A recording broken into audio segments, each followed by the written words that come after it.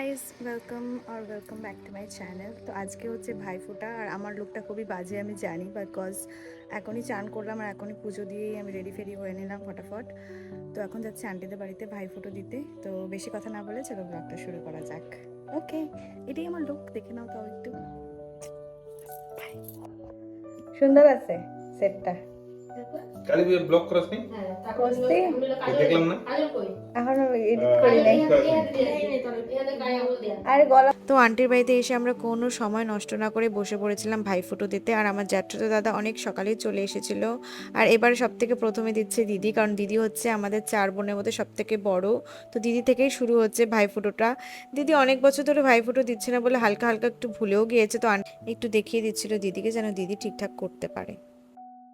তিয়ানিতে বুঝুকো আমারই তো ভাইফোঁটা খাই দিতেছে কও না তিয়ানিতে বলছিস হ্যাঁ। আজ যুবতী আমার ভাইয়ের জমদুয়ারে পড়লো কাটা যমুনা দেয় জমকে ফোঁটা আমি দিই আমার ভাইকে ফোঁটা টাঙ্গে পড়লো বাটি আমার ভাই লোহার কাঠি হ্যাঁ এটাই 3 বার থাকা এটা কাজল দে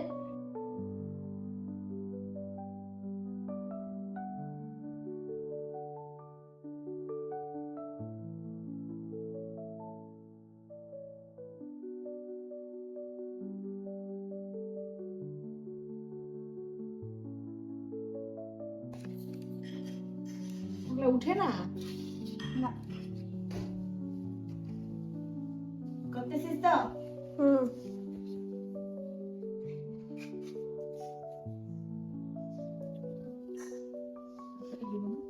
এটা কোনটা আমার ড্রেস ছোট। কি বলে আমার বসার পায়রা কাজল।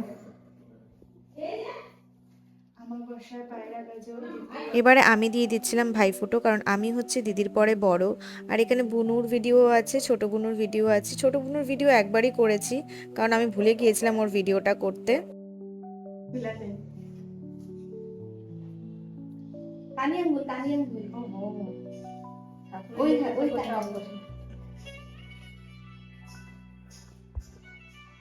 মিস্টেক। বাবা আজ ফোটা দিয়ে দিই আমি একটা ফোন করব। আমি কিন্তু পারবো না, মারে ডাকতে লাগবে আমার।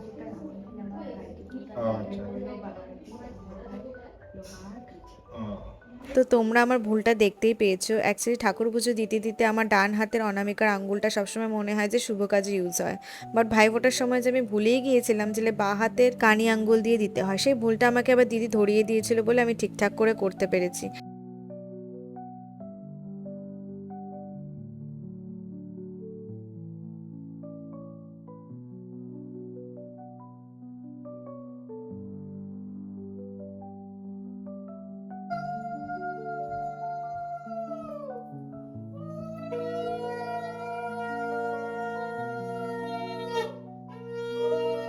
আর তোমরা একটা জিনিস দেখতে পেলে, বুনুকে অ্যাকচুয়ালি আন্টি বলেছিল যে লোহার কিছু নিয়ে আয়, আর বুনু নিয়ে এসেছিল রেঞ্জ।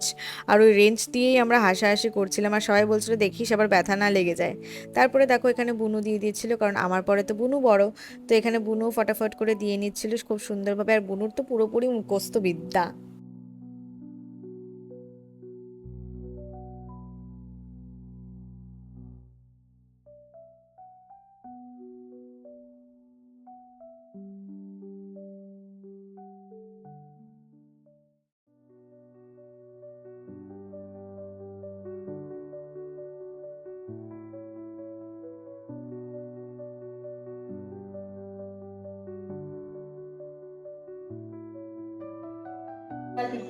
তিয়ানিতা আয় যুবতী আমার ভাই জমদুয়ারে পড়লো কাটা যমুনা দেয় জমকে ফোঁটা আমি দিই আমার ভাইকে ফোঁটা গাঙ্গে পড়লো বাহাটি আমার ভাই লোহার কাঠি।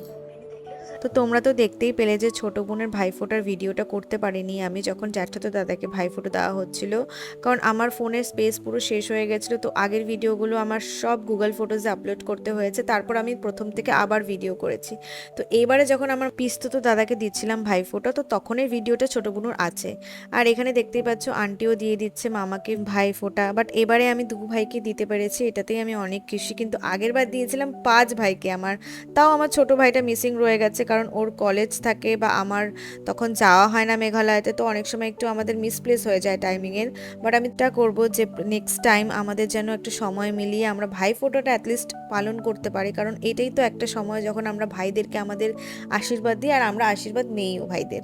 তো তারপরে চলে এসেছিল আমার পিস্তাতো দাদা, তো তাকেও আমরা বড় থেকে ছোট আমরা সবাই ভাইফোঁটো দিয়ে দিয়েছিলাম। এখানে আবার দিদির ভিডিওটা করতে আমি ভুলে গিয়েছিলাম, অ্যাকচুয়ালি আমি চলে গেছিলাম একটু লাড়ু খেতে, তো সেই সময় আমি একটু ভুলে গিয়েছিলাম ওর ভিডিওটা করতে, আর বড় বোনও ভিডিওটা করেনি, তো ওর ভিডিওটা এখানে আবার নেই, কিন্তু এখানে আবার ছোট বোনের ভিডিওটা আছে, তোমরা দেখতে পারবে। খুব কিউটলি ভাবে ও দিয়েছে এবারে ভাইফোঁটো।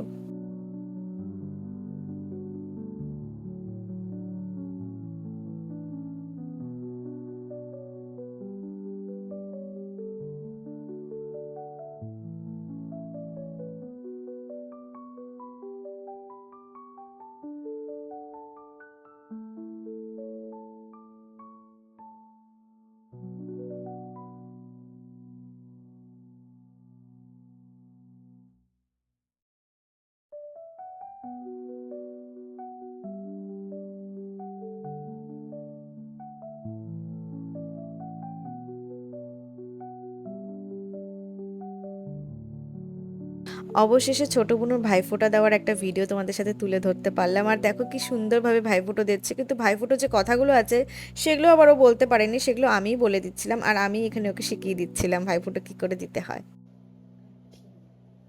বল বুনু।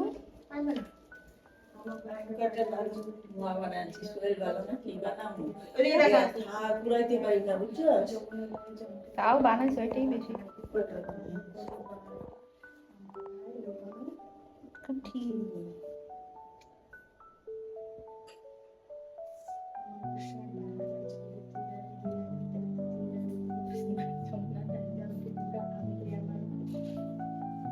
দুইটা হাতে ধরে একটা হাতে এক হাতে উঠাও উঠাও 3 টাইমস। টিচারের কাজ কি দেখো, টিচার পড়ায়ও আবার ভাইফোঁটাও শিখাইছে তো হবে না। আরে আমার হাত ধর।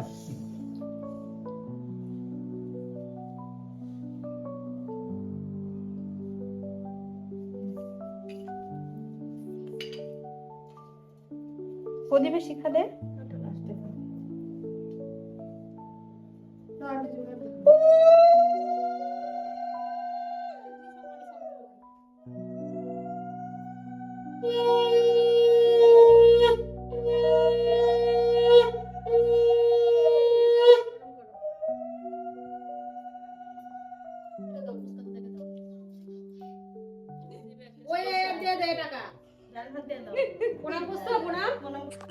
তো গাইজ আমাদের ভাইফোঁটা দেওয়া শেষ, এখন আমরা লাঞ্চ ফাঞ্চও করে নিয়েছি, এখন যাচ্ছি বাড়ি, মানে বাড়ি পৌঁছেই গেছি।